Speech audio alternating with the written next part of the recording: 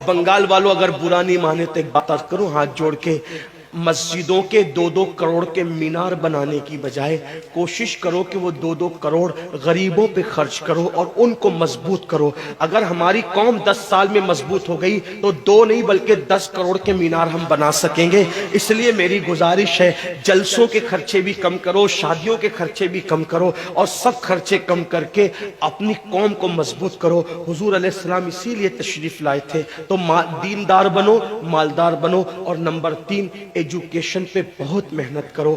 کوئی بھی جاہل نہ رہے، کوئی بھی ان پڑھ نہ رہے، خوب پڑھاؤ اپنے بچوں کو۔ 10ویں 12ویں تک کبھی مت رکنا، بلکہ اپنے بچوں کو IAS بناؤ، IPS بناؤ، ڈاکٹر بناؤ، انجینئر بناؤ۔ ڈاکٹر بھی BUMS والا مت بناؤ بلکہ MD اور اعلیٰ سے اعلیٰ ڈگری دلاؤ۔ اب آپ کہیں گے مولانا پیسے نہیں ہے، میں آپ سے کہتا ہوں ہر سال عید پہ نیا کپڑا نہ بنانا پڑے نہ بناؤ، دھلے ہوئے کپڑوں پہ عید کر لو، لیکن اپنے بچوں کی تعلیم پہ خرچہ کرو۔ اسی طریقے سے کسی اور جگہ پر پیسے لگانے کی بجائے 10 سال اگر ان 3 نکات پر آپ نے محنت کر دی، دیندار بنو، مالدار بنو اور ایجوکیشن کو عام کرو، ہر بندے کو پڑھا لکھا بناؤ۔ آپ کہیں گے مولانا نوکری نہیں ملتی، میں کہتا ہوں ہم نوکری کے لیے نہیں پڑھتے، ہم اچھا انسان بننے کے لیے پڑھتے ہیں۔ اس لیے کہ پڑھے لکھے کی تجارت میں ان پڑھ کی تجارت میں فرق ہے، پڑھے لکھے کی گفتگو میں ان پڑھ کی گفتگو میں فرق ہے، پڑھے لکھے کے اٹھنے بیٹھنے میں ان پڑھ کے اٹھنے بیٹھنے میں فرق ہے۔ دیکھو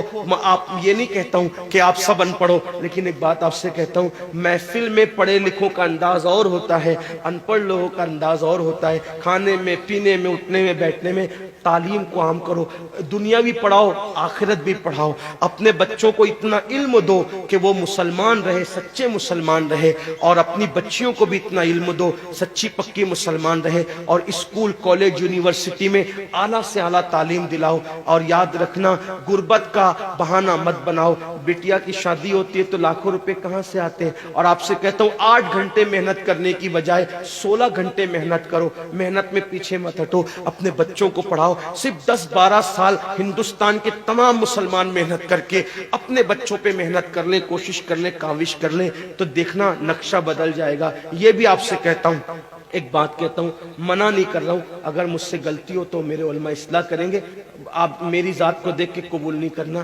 باپ کے چہلم پر 40 دیگ پکانے کی بجائے 1 دیگ پکاؤ، ان 40 دیگوں کا خرچہ بچا کر کسی بچے کی تعلیم پر اپنے باپ کے ایصال ثواب کے لیے خرچہ کر دو۔